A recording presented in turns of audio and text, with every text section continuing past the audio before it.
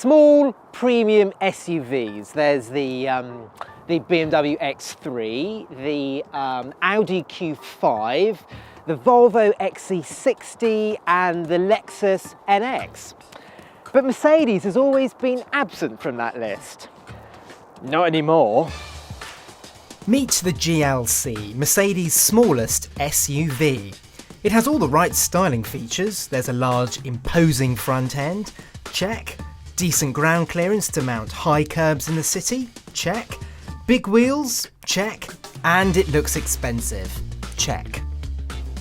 It's got all the right ingredients in here as well. There's a nice commanding driving position so you can lord it over other motorists. The seats are nice and comfortable. The dashboard has actually been lifted lock, stock and barrel out of the C-Class saloon and estate, and it's just dripping with lovely features. There's the air vents there, there's the controller down here that looks like it's a mobile phone that's melted in a Salvador Dali painting, and the lights up here that look like little crystals. For interior ambience, the Mercedes definitely beats the Audi Q5 and the BMW X3.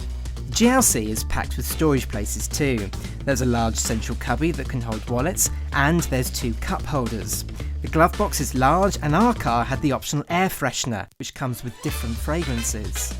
The armrest also reveals a couple of charging ports, a place to store your phone, and is large enough to store a tablet, while the door bins are equally large and can swallow 2 bottles and a big bag of crisps. GLCs come in 3 trim levels, and all cars have automatic climate control, a parking camera, this tablet-like screen, cruise control, different driving modes and keyless go. Getting into the back of the GLC is very easy too, thanks to the wide opening doors and the fact the GLC isn't that high off the road.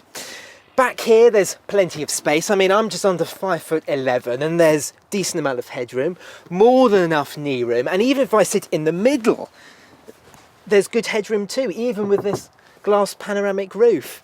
For footroom, there's a decent amount of space, although back here it does feel a little bit claustrophobic thanks to the black roof lining and the black seating, but it's not too bad thanks to the roof. There's some ISOFIX points in this seat here, and 2 more over here, and if I pull down the centre armrest, there's a large cubby in the centre and also 2 cup holders. They've really thought of everything. All GLCs come with an electric tailgate and stand, but you'll have to upgrade if you want to have handless operation. It's perfectly simple, you just waggle your foot underneath the rear bumper. Now once the tailgate has risen, you'll find the boot space is roughly the same as you'll find on the BMW X3 and an Audi Q5, and there's a lockable underfloor storage as well. There's loads and loads of space for large suitcases, rucksacks, and the opening is really very wide. Nice and square as well, and the boot floor is nice and high, so it's very easy to push stuff back. There's a little net in the corner here, there's a little 12-volt socket, and if I want to fold those rear seats down, I don't have to run round to the other side. Oh no, I just press a button here and back go the backrest, and it's totally flat back there, so sliding items in, it's really very easy. For the time being, you can only have your GLC diesel powered. There's a GLC 220D with 168 brake horsepower 2.1 litre diesel, or a GLC 250D with a 201 brake horsepower 2.1. Both have 4-wheel drive and both have 9-speed automatic gearboxes. Now we've got the more powerful version here, the 250D, and it's the better engine to go for. Not only does that more power equal better acceleration, but there's no impact on fuel consumption at all. Both engines return 56.5 mpg and emit 129 grams per kilometre of CO2. The 9-speed automatic gearbox is also very good. It just fires through gears seamlessly.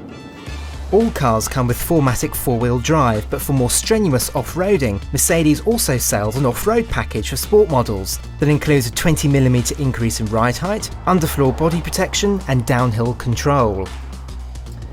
There is some bad news though. The 2.1 litre diesel engine is a little bit noisy. Now in the GLC, it's definitely quieter than in some other Mercedes models, but it's still a little bit coarse at times, especially under hard acceleration. The GLC isn't a driver's car. The BMW X3 is far more fun to drive, and that's largely due to the steering of this car. It feels oddly weighted and doesn't give a huge amount of feel.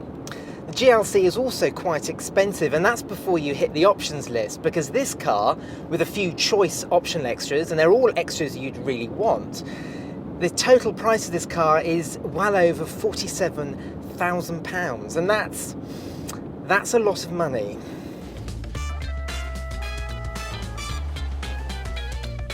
This is the first time in the UK that Mercedes has had something that can rival the BMW X3 and the Audi Q5, and they've done a good job. It looks fantastic, it feels good, and it has that all-important three-pointed star on the bonnet.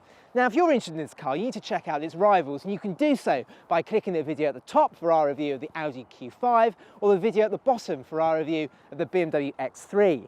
Click at the top for our latest video, and on our logo to subscribe.